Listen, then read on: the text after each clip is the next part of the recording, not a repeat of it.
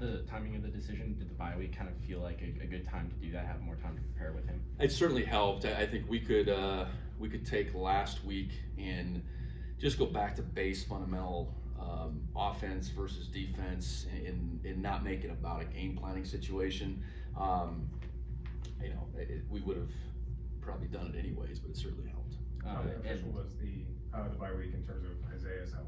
And I think very beneficial. Isaiah carried 28 times today. That's the type of workhorse that we need him to be.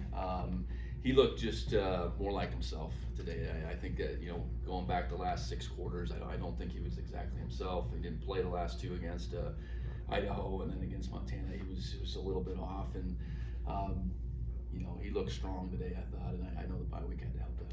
You kind of mentioned this, but do you feel like the team kind of rallied around Tommy in a bit, in a sense, I guess? Yeah, no question. I think, the dynamics of a team is they want to win football games. They want to do everything we can to put ourselves in a position to win football games. They know Tommy's been, this unselfish guy, covering kicks, blocking on the perimeter, blocking in special teams, and they see that, and that doesn't go unseen by his teammates. So I think, he's such a well-respected teammate, anyways. And then I know, when he's been out there playing quarterback, he's made an impression too. And our guys,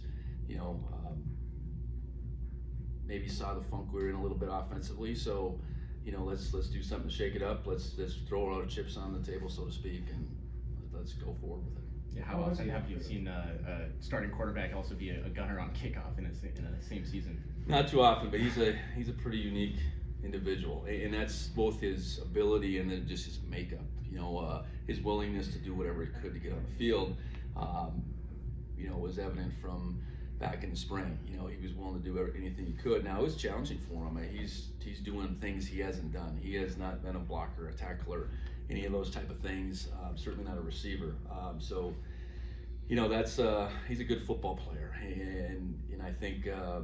But I felt like all along that there's a quarterback within that, and here we are playing in December, and he's the type of kid that this moment wasn't too big for him. I think that's, there was mistakes, certainly, and there was going to be mistakes, but just like his makeup and what he's going to bring to this program for a long, long time here. On the other side of the ball, what was that preparation like? Because they had a little uncertainty at quarterback as well. Yeah, I think we were of the mind that their player of the year guy would play and was positioned. He traveled to Springfield last week, and I'm sure that was frustrating for their team and their coaching staff that he couldn't play.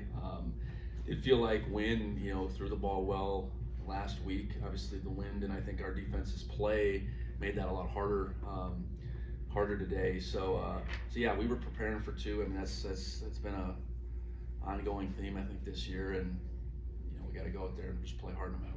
What did you think of the defensive performance, especially taking number 11 away, because he just gashed Missouri State last night? Yeah, I felt like we wouldn't put our guys in as many one-on-ones, right. And we would be able to get pressure with 4, and we went after him a few times and put our guys in man-to-man, but it wasn't a deal where I think he felt ever any sense of comfort, both the time he had and then what he was seeing from a coverage perspective.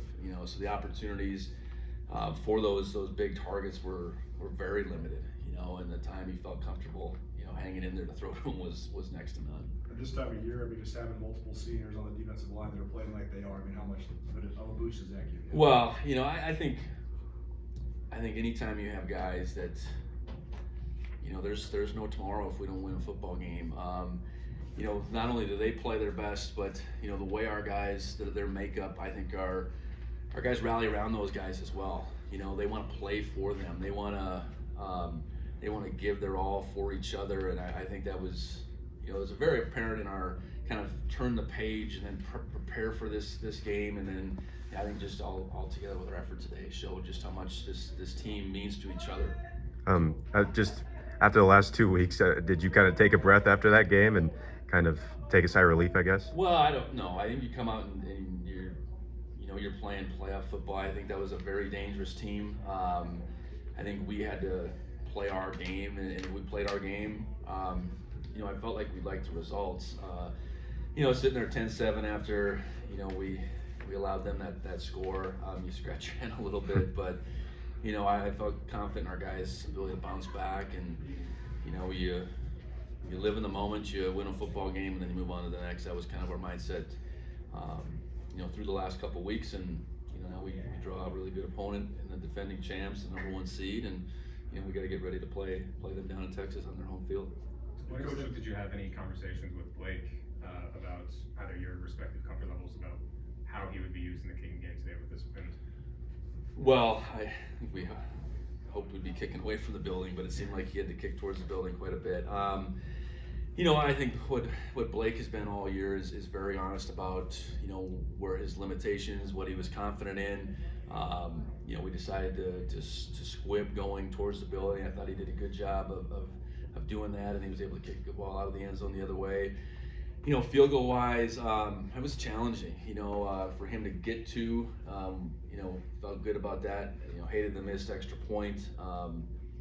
But you know, Blake's a competitor. I think he's a guy that has high expectations for himself, and you know, we got the two, and but I thought he handled things really well, and just not letting this day intimidate him. I think this win could have intimidated a lot of kickers.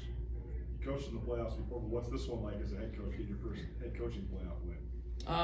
Yeah, it's different. It's been a while. You know, there's certainly a different sense of urgency at this level. You know, coaching in December, and that's where, you know, just knowing that, you know, being part of 3 runs, you can't make it about the end game. You got to make it about that week. And I thought our guys really took to that, and you know, like I said, lived in the moment of the preparation for Martin, not worry about what could be next, what might be next, where we play, anything like that. We got to go beat a good football team in Tennessee Martin. So happy for our guys. You know, we talked about all that they had been through since the last time they were in the playoffs back in 19.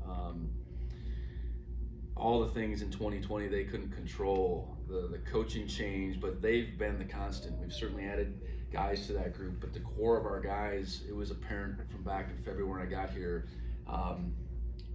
they were all about, you know, getting to December and seeing what we could do. And here we are, we got one checked off, and you know, just so happy for them. I mean, that's way more than anything for me.